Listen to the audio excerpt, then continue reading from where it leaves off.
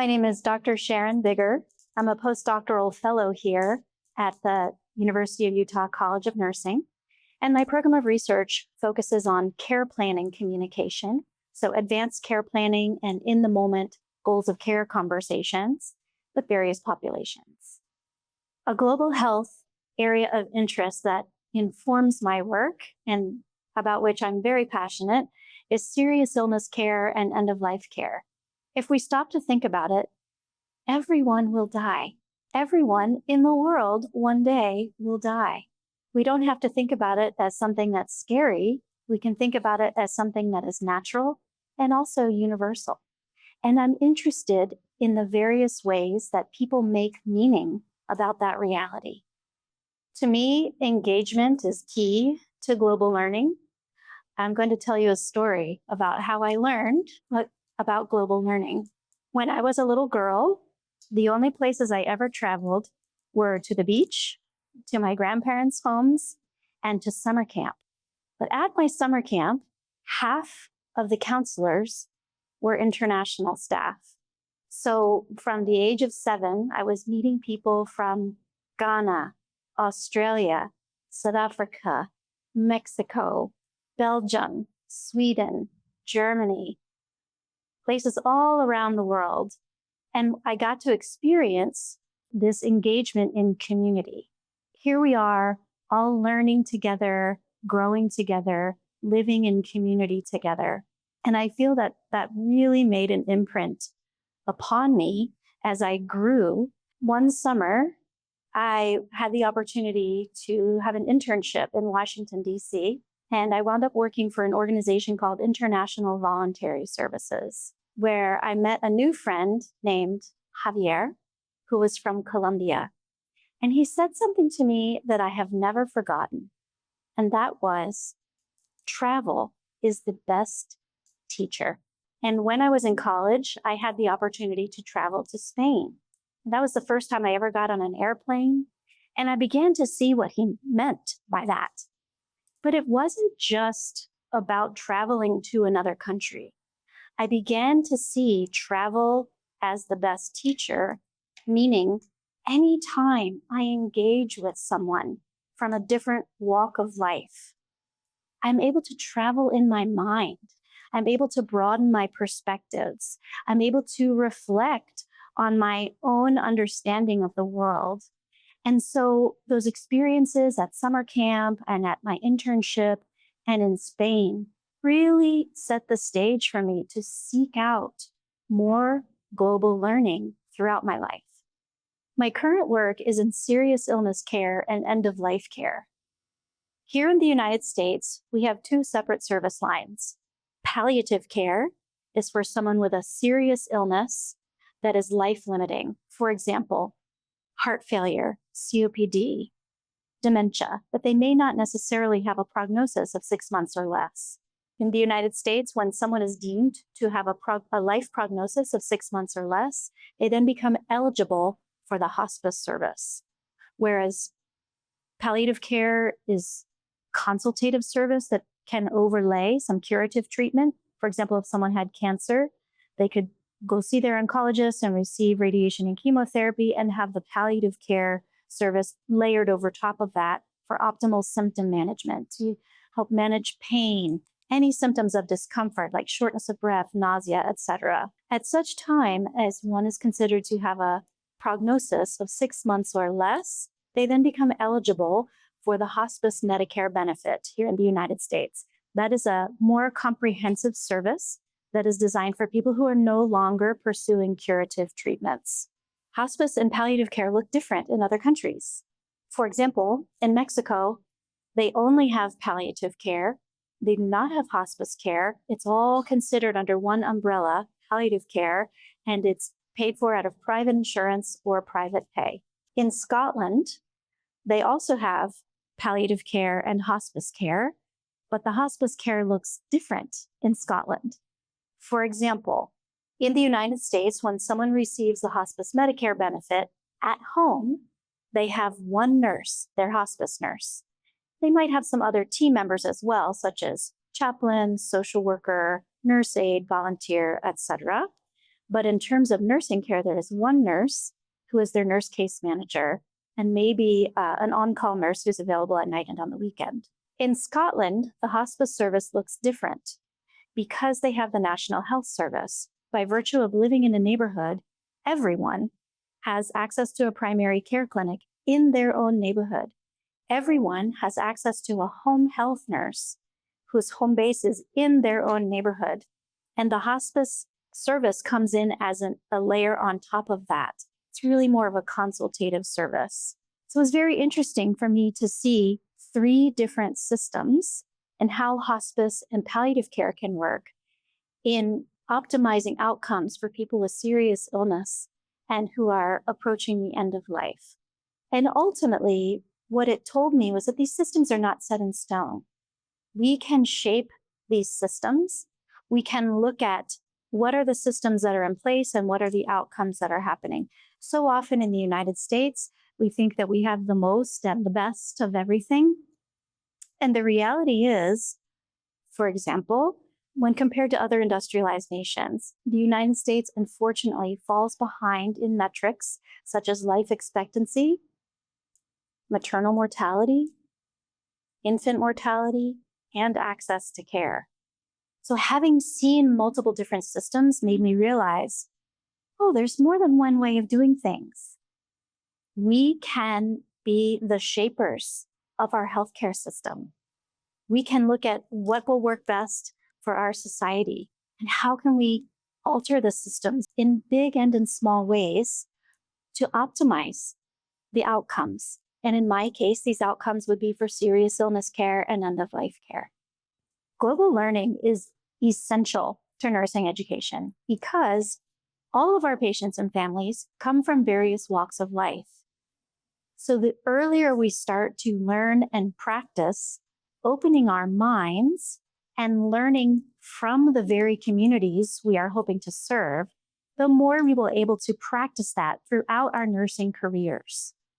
We need to learn with and from the communities that we serve in order to serve them best. For example, I used to teach an undergraduate course called Transcultural and Global Health, in which all the students filled out a cultural self-assessment based on 12 domains, including communication, nutrition, death rituals, etc.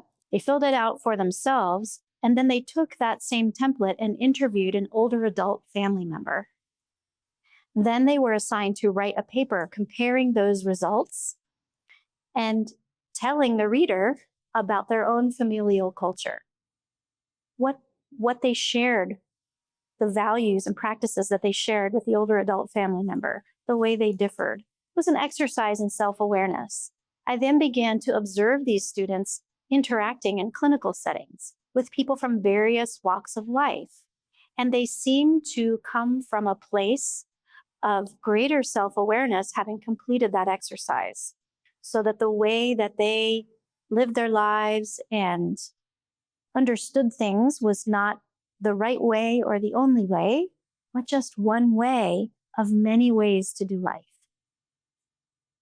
And it seemed to facilitate building rapport and trust with the patients and families. It seemed to facilitate communication as well. They seemed to be able to get a lot of information from the patients and families about not just what was wrong with them in the moment, but also about how they understood what was going on and about the resources that they had within themselves to provide care for themselves and within their own communities. No matter where the graduates will eventually practice, these global learning experiences will help them with all the populations that they will potentially serve throughout their careers. Students exposed to global learning will be more mobile in the workplace. They will be more mobile laterally because they will be better able to move from workplace to workplace and be able to relate with their team members and the patients and families that they serve. It will also make them more upwardly mobile in terms of leadership opportunities because they will be better able to lead a wide variety of people. In the end, global learning serves not only the patients and families, but it will serve the professional growth of the nurse. Global learning primes us for collaboration. As nurses, we are supposed to listen first. We're also supposed to help solve problems. Global learning teaches us to listen first, not only from our peers, but also from the patients and families. If we come in right away with a problem-solving approach, we risk trying to apply solutions that really don't fit. So that listening first is integral to global learning and will help us in all of our practices. For example, I serve as a volunteer at a local food pantry that is run by Spanish speakers. And people from many walks of life come to the food pantry, not just Spanish speakers. Oftentimes there's a question about, what is this? What is this in this box? What is this in the can? And so often I want to rush up and have the answer. And the other day I realized I did not have the full story and I should have listened first rather than rushing to solve the problem. At this particular food pantry, they have pet food. And the person was looking for dog food. And it was a native Russian speaker speaking with a native Spanish speaker, asking about where the dog food was. And I shouted from across the room, "The pet food is in the front. The pet food is in the front," thinking that if I spoke English, they would understand me better than they would understand a Spanish speaker speaking English. When what was really going on was they didn't have dog food that day. All they had was cat food, and they were communicating just fine. What I learned in that moment was that I needed to listen, not just first, but listen longer to find out the full story before I try to jump in and solve the problem. I would say that as a result of global learning, that my nursing practice has shifted from one of altruism to one more of solidarity. So in altruism, it was really more about me trying to be a good person and do the right thing in the world. And as a result of global learning and these international collaborations, what I have learned is that approach of listening first and longer allows me to collaborate better and act more in solidarity with them, which is more about meeting their needs to solve a problem rather than meeting my need to feel like a good person. And so the global learning has really informed how I collaborate with people. I have just noticed that I have started coming in less and less, trying to solve the problem and feel like a good person, and more continuing to learn as I work together with them toward the goals that they are telling me about. So how can I support them best versus how can I solve the problem? The types of partnerships that could strengthen global learning at the College of Nursing include what's called local global learning. Students don't always have to travel abroad to experience and understand various walks of life. When students engage in community partnerships through community service out in the community, sort of that town and gown relationship, they are better able to learn about the environments in which people live and see them outside of just the role of patient in need of healthcare. They're able to understand in a more holistic way who they are as human beings and to connect with them as human beings, which can ultimately inform their nursing practice. Global engagement informs my work still today. So in the world of research, normally the researchers will look at the literature, to find what needs to be researched. Or they might find a problem in the clinical setting that needs more evidence to support its solution. Or they might sit around a table and say, what should we research? Community engagement is a different approach to research, which involves consulting the very communities we intend to research, even as we're developing the research question. So in my case, because I am studying serious illness and end-of-life care with Hispanic Latino communities, I have recruited a community advisory board consisting of the very people from that very community to advise me, even in developing the research question, and little details along the way about recruitment, and little details along the way about how to execute the study. My community advisory board consists of local community members. One is Colombian American. She is a caregiver to her older adult family members who are facing serious illness and end of life. Another person is originally from Cuba, who had lived in my community for about 15 years and now splits his time between Mexico and the United States. And he was a caregiver to his mother, who received both palliative care and hospice care. And there are two other folks who have, from the Mexican American community, who have also experienced serious illness and end-of-life care with their family members. It's a very humbling experience as a researcher, with all this education and preparation that I've had, to continue learning from the very communities that I'm attempting to serve and that I'm attempting to research and find out information. So even once the study, the data is collected and we have all the information, it would be one thing for me to sit in my office and say, what does this data mean? Or to get together with other researchers from similar walks of life as mine, and for us to try to figure out, what does this data mean? But instead to take it back to the community advisory board and say, these are the results. Let's have a conversation about what this might mean. Let's have a conversation about what it might mean for people in their daily lives.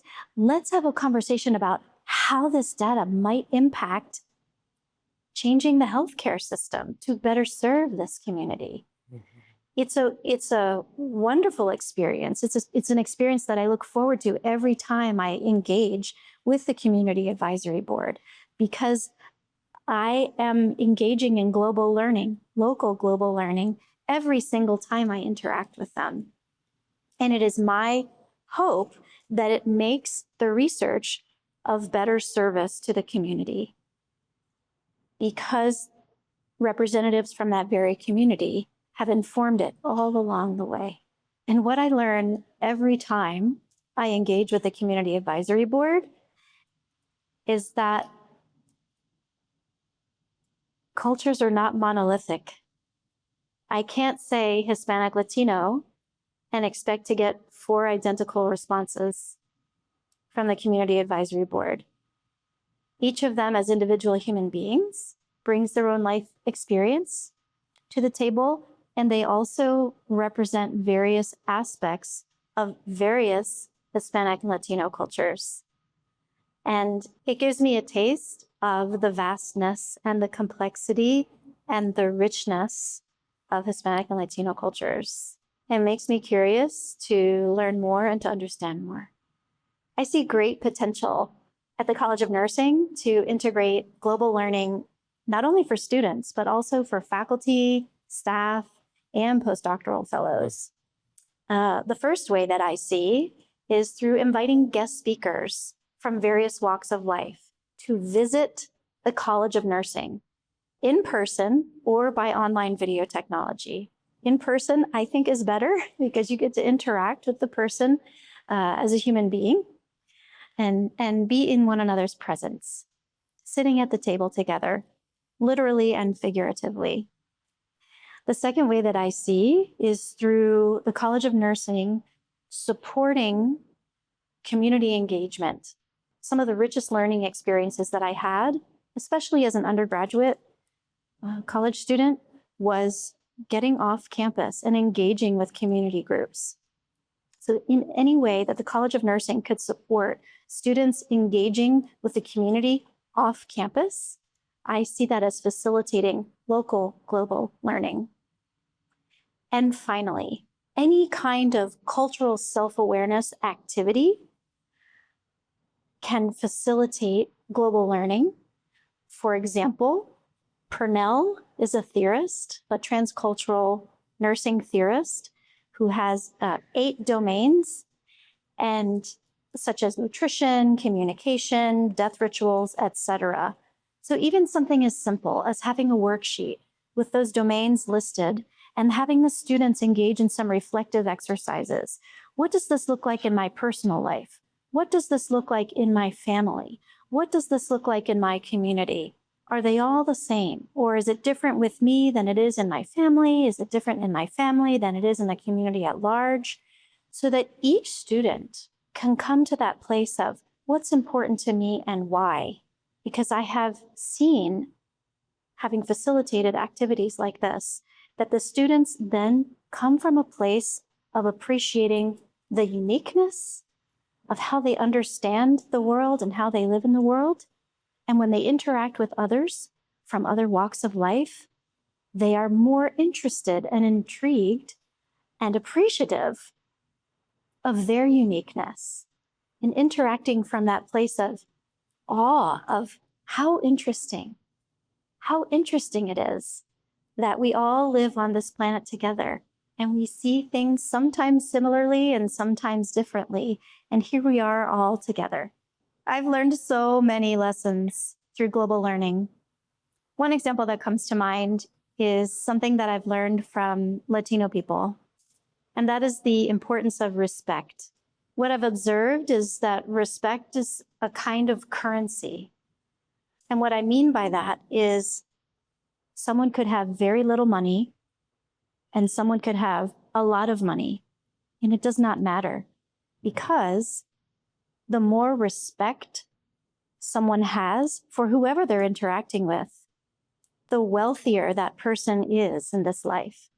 For example, if I am being disrespectful to someone, then something is wrong with me. There's nothing wrong with the person that I am being disrespectful to.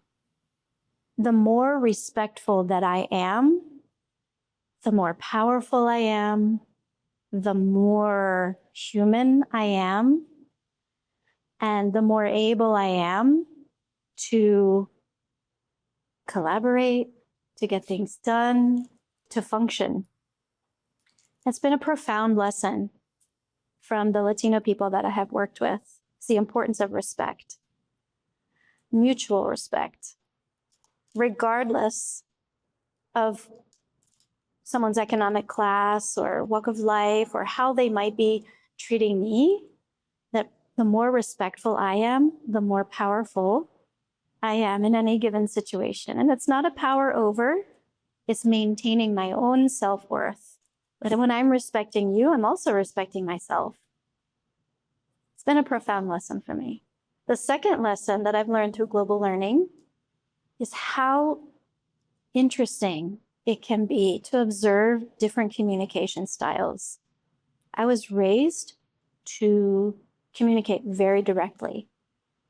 For example, in some scenarios, it's very appropriate for me to give a one-word answer, yes or no. And I've learned that that is really the exception, not the rule throughout the world.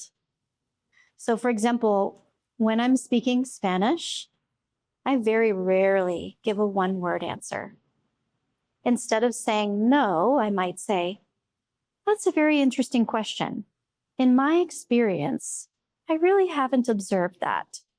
So I would tend to disagree. It's a very different way of communicating. It's not good, bad, right, or wrong. It's just a very different way of communicating. And it has informed how I interact with any team that I'm working with. Some people really appreciate efficiency in speech and directness and a yes-no answer, really function that way. Most people don't. So I have global partners to thank for teaching me that lesson. Además, quisiera agradecerles la oportunidad de reflexionar mi práctica de enfermería y mis estudios de investigación. Porque lo que pasa es que cuando yo estoy hablando el español, yo me comunico en una manera completamente diferente. Yo puedo accesar una parte de mi identidad que es distinta que cuando estoy hablando el inglés. And so what I just said was, I would really like to thank you for this opportunity to reflect on global learning in my nursing research and practice. What happens is when I'm speaking Spanish, I communicate in a completely different way, and I'm able to access a part of myself that I'm not able to access when I'm speaking English. I want to thank you for this opportunity. It's been a very rich experience.